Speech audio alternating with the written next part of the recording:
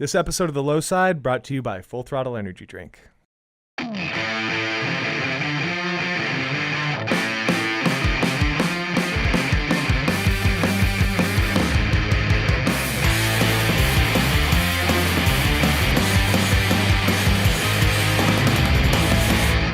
Events are always fun and a great way to get people involved or more involved in motorcycling, but individuals can have a big influence as well. One of the people we find most interesting is Chris Wiggins. He's a hooligan flat track racer. He's been an engineer for Vance Hines, he's worked for Saddlemen, now he works for an aerospace company and runs Field Initiative knives out of his home here. So we're at his house, we're gonna head inside and check out his knife shop. We're gonna head over to his work, get a tour of their facilities and see what he does there.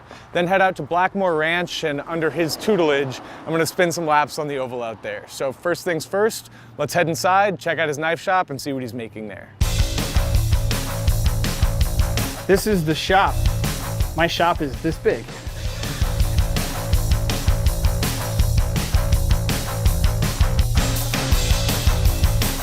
What got you started in knives? Like just being a machinist and stuff anyway, and being around bikes, like I love the metal and the fabrication and the craftsmanship. One day I was like, you know what? I work with metal all the time and I like knives, like I'm just gonna try and make some. I do what's called stock removal. So like the guys that hammer stuff out, like they are super talented and I have a lot of respect for that, but there's not a dude that forges in the world that can forge a piece of steel this good. That's just how it is. It makes sense for a lot of people to just do stock removal. Like kind of with anything really, I wanted to like push myself and get better at it and just like make more knives and like more designs and like push that. So a lot of my big sellers are these things, and it's called a Picot Grip. So it's a reverse grip and it's like more of a fighting knife. So this to me is like one of my main productions. So I call it a propaganda because I like punk rock names. Yeah. So I'll do like this handle with like a tanto point or a drop point or this like kind of buoy style point. And to me, this is just like a regular EDC, you can use for anything style knife. Yeah. This, a friend of mine who actually I met through the motorcycle community, he's a retired Army sniper. So he helped me design it. Oh, that's cool. So it's called the long one's called the Bravo 4 and the short one's called the Bravo 4 Rooster because the Army sniper is a B4. So that stuff's cool and I've like taken these designs and like kind of honed them a little bit and made them into like a semi-production type deal. The fun of it is drawing something different and grinding something different and not making every knife the same. And where do you cut your blanks? I have a really sketchy 6-inch grinder. I need to put a new wheel on it. So it's very high-tech and fancy. Takes up. So that's how you're cutting pieces like this. You draw it on with a Sharpie and you'll cut it with the 4-inch grinder? Yep. I mean, one day. Obviously it translates pretty well. It's pretty tight. That one cheats, that one's water jet. I was gonna get to that in a minute.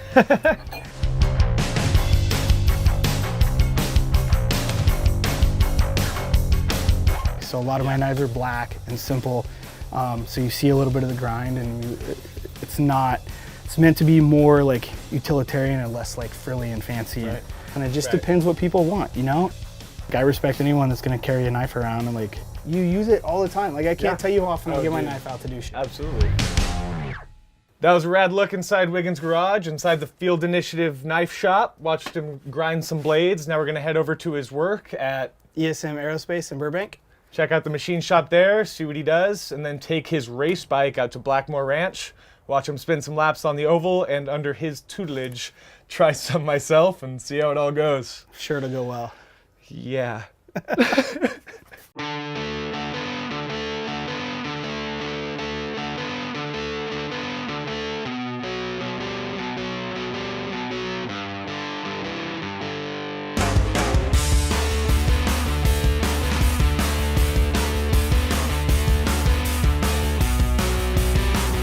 My day job is called ESM Aerospace, and it's an aerospace company in Burbank, California, and we do a few different aerospace jobs and parts. Our CNC department is 5 machines total. We have these 3 Haas mills, we have a little Haas lathe, and then we have a couple old Herco mills that are about 20 years old, maybe a little bit more. So I write programs, I design fixturing, I do setups, and because it's a 10-person shop, I also run parts sometimes.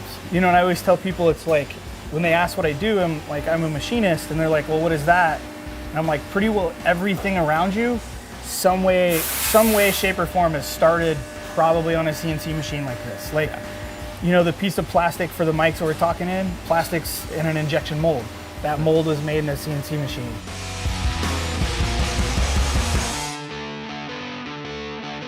So it's like all day, you know, I'm like looking at parts and measuring and drawing and numbers and figuring out what we need, and just like prints and stuff everywhere. So it's fun. And notes. So I made custom Speed Merchant notes, and they're all neon, so you can see his desk littered with them too. Where I'm like, hey, we need to order this, we need to order Here's a note. Speed Merchant notes. So he's got like neon green notes all over his desk. Yeah, it starts off as a blank. It gets drilled over here and then machined over here. Yep. So every cycle, we get one complete part out. So it machines both sides of it in every cycle. But I basically have to go through and say, okay, I have a solid block of material. What do I have to get rid of to make the part we need to make, right? And it leaves the part on the screen, and it's like, hey, this is where your tool's gonna go, you know, that to make sure that what I want to see is right. And all this gets cut away, so it's just this thin frame. And most of what you guys are working on is aluminum? For the most part, we do a lot of aluminum.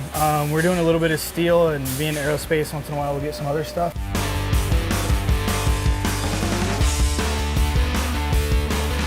Has it sort of changed the way that you think about making motorcycle parts and the way that you think about the way your bike functions? It's kind of a mixture, you know? Sometimes it's like, I don't want to do it that way because that's how I would do it all the time.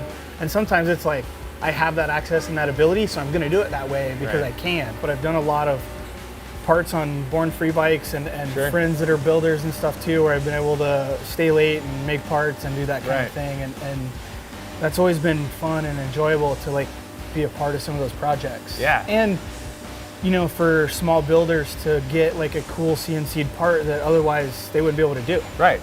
Like the difference between like automotive or like performance motorcycle or performance automotive and aerospace is like, if your car shuts off on the freeway, you pull over, but if the plane shuts off in air, it crashes. Right. So everything you have to have like a lot of double and triple checked, and just over and over and over with all kinds of different checking and rechecking. So but yeah, that's my day job. I don't know. I think that's pretty exciting. Cool. It's very exciting. We're out here at Blackmore Ranch, a private facility with a flat track oval on the land that a lot of professional racers and independent racers use to train during the off season. Jeff Blackmore, who owns the ranch, has been nice enough to let us come out and spin some laps on his oval.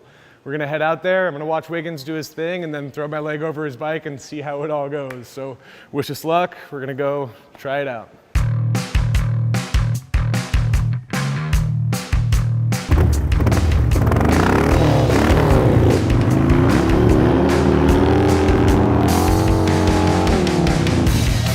What was hooligan racing like when you started out? We were going to like Harley nights at Costa Mesa, and then some of us decided that taking our Dynas and stuff out wasn't good enough, and Sportsters were faster and cheaper. And then we decided, let's make street trackers. But let's actually ride them at the track. That was like the big, I think, like turning point. I'm like, well, it's not a street tracker unless you track it too.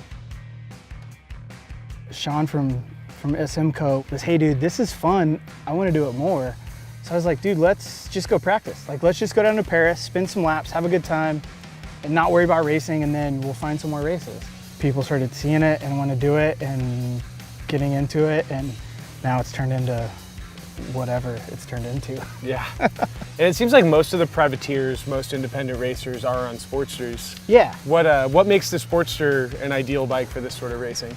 I think to start, it's cost. Especially when we started, you know, you could go pick up an old solid mount Sportster, which is like 89 to 2003 for $3,000. There's a lot of like aftermarket parts for them. They're pretty bulletproof bikes. And you know, for the people that are into Harleys, like they're just fun.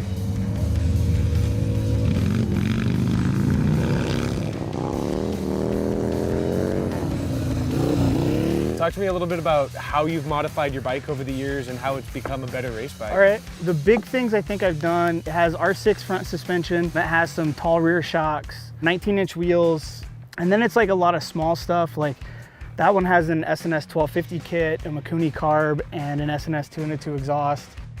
I run these Rox risers. They're just bar risers that come up at about 1 inch, but you can move them forward or backward and stuff like that. And honestly, it's the cheapest way to get your bars in a good position. I'm also converted to 7/8 bars, so I run dirt bike bars, a dirt bike throttle, a dirt bike clutch, and Barnett's makes me custom cables. I still run this lowbrow Tsunami fender. And then Saddlemen's made us some cool seats. People are like, oh, I gotta do this to my bike and I gotta do that. And I'm like, you can just go ride your bike. And that will make you fast enough. What advice would you give to someone about to go and spin their first laps out on the flat track? Just take some slow laps, take it easy, especially when you're first going out. It's not a race to win, it's a race to survive. Like these bikes are heavy and they will throw you far and they will hurt you real quick, but they're also kind of slow moving and slow reacting, which is kind of a cool thing too. You really can't hurt it, so. Yeah. Well, try not to hurt yourself, you know? All right, rad, man. Let's try it. Sweet, sounds good. Yay. I am nervous.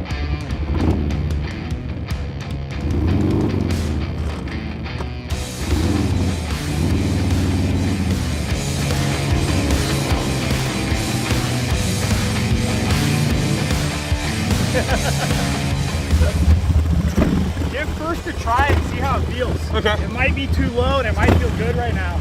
And then try to keep that outside elbow up. Okay.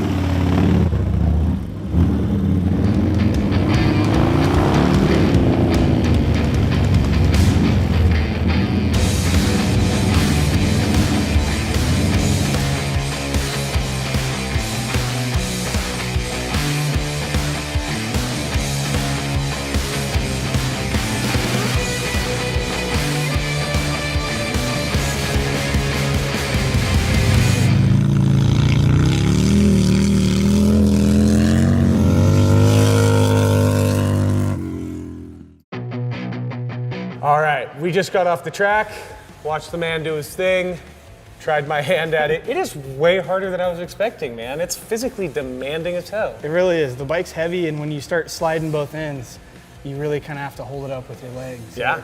It's nuts. Yeah, I mean, started out, I felt pretty spastic, felt super slow. I felt like I was pretty slow the whole time.